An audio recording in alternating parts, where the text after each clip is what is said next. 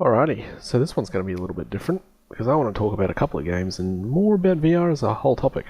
Even without that, I could spend this 5 minutes talking about the vast issues with VR at the moment, from motion sickness, the cost, the physical strains, the space requirements, but let's actually talk about games in this, games review. Beat Saber, In Death, and Superhot VR together have done a lot to justify my purchase of a VR set to myself, because they are actually games and not just experiences or content found on misspelt porn shop websites. The thing that gets me about all three of these games is that they don't want me to repurpose my head-based TV holder into a neck-mounted bucket. They all work well with keeping the user in a small space, and they actually feel like they were built around VR and to use the tech rather than being a dodgy-ish port for a non-VR game or just a VR mode for an existing game. Something most surprising from Superhot, although I shouldn't have had to be worried about that, because they did charge me an extra $30, which is the price of the standard game anyway, for this after already owning the original, but that's the game industry at the moment.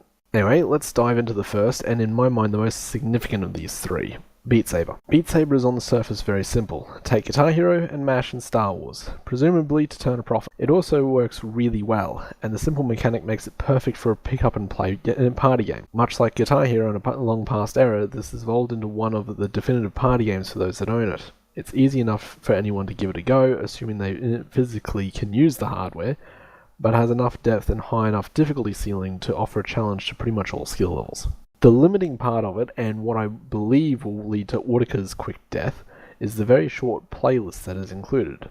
Luckily, this is a company that doesn't believe in stonewalling out your modders, and has given them a chance, and it's given the game a chance for life. There isn't much else to say here that the footage on screen probably isn't giving away. It's fun, it's fast, and the general play feels natural, leading into the immersion VR offers. So let's talk about In Death.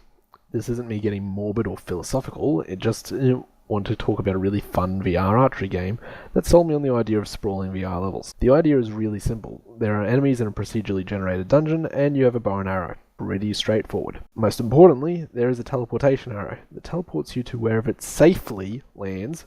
No teleportation suicide allowed in this game about death. I was a skeptic coming into this one, but ended up really enjoying it, to the point I think it has sold me on the idea of larger VR games. Without the VR, this would be an alright but pretty standard roguelike archery dungeon crawler, but it wouldn't be anything special. With the VR, we have something unique and different that becomes a lot more interesting to play. There isn't a lot more to say about this one either. The archery works well with the VR motion controls, and I think this game has proved that the teleport movement is best in VR. It's also an underlying statement that archery works really quite well in VR, but I'm waiting for a game to sell me on more hand-to-hand style combat. Finally, let's talk about Superhot VR. If you have played the original game or seen much of it, you know how this is going to go down. The difference being that this is a different series of levels, which are better designed around VR, because after each conflict you are teleported to the next one.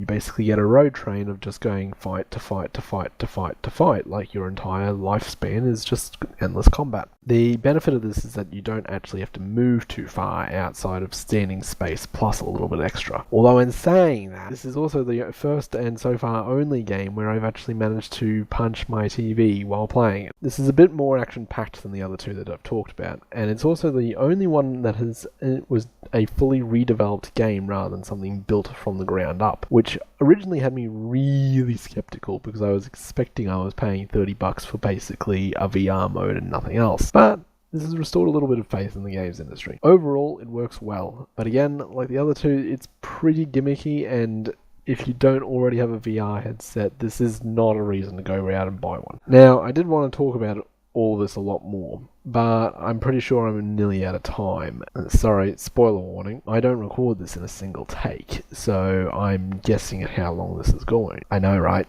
Everything we do is a lie. It won't be my next one, because Mortal Kombat 11 releases in 2 hours from when this goes up, so odds are I'm performing or have performed high fidelity violence by now. But we will come back to VR at a later date. If you don't own a VR setup, then honestly none of these is a reason to buy it alone. They are worth keeping in mind if you do end up buying VR later. To me, all three of these stand as small, solid gameplay ideas that work well and show the strengths of VR, but none of them have developed out far enough to be any sort of killer app.